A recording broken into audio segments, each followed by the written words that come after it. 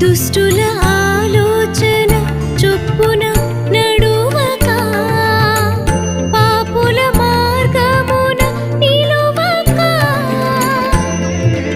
అపహాసకులు కూర్చుండు చోటను కూర్చుండక, యావే ధర్మ శాస్త్రమునందు ఆనందించుచు దివారాత్రము దానిని ధ్యానించువాడు ధన్యుడు.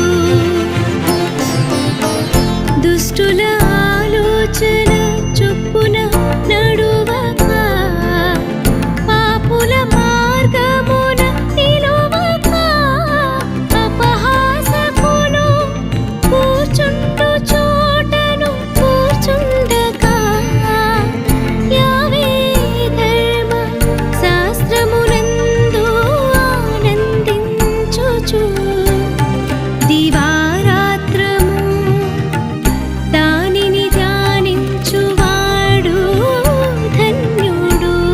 దివారాత్రము దానిని ధ్యానించువాడు ధన్యుడు.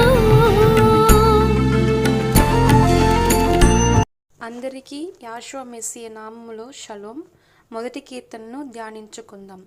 దుష్టుల ఆలోచన చొప్పున నడువక, పాపుల మార్గమున నిలువక, అపహాసకులు కూర్చుండు చోటను కూర్చుండక, యావే తోరానందు ఆనందించుచు దీవారాత్రము దానిని ధ్యానించువాడు ధన్యుడు. అతడు నీటి కాలువల యోరను నాటబడినదై ఆకువాడక తన కాలమందు ఫలమిచ్చు చెట్టు వలె నుండును. అతడు చేయునదంతయు సఫలమగును.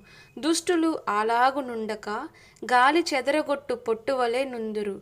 కాబట్టి న్యాయ విమర్శలో దుష్టులను, నీతిమంతుల సభలో పాపులను నిలువరు.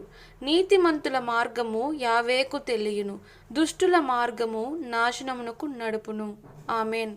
పరలోకమందున్న మా తండ్రి, ఈ కీర్తనలో వ్రాయబడిన రీతిగా దీవారాత్రులు మీ తోరా గ్రంథమును ధ్యానించుటకు సహాయం చేయండి.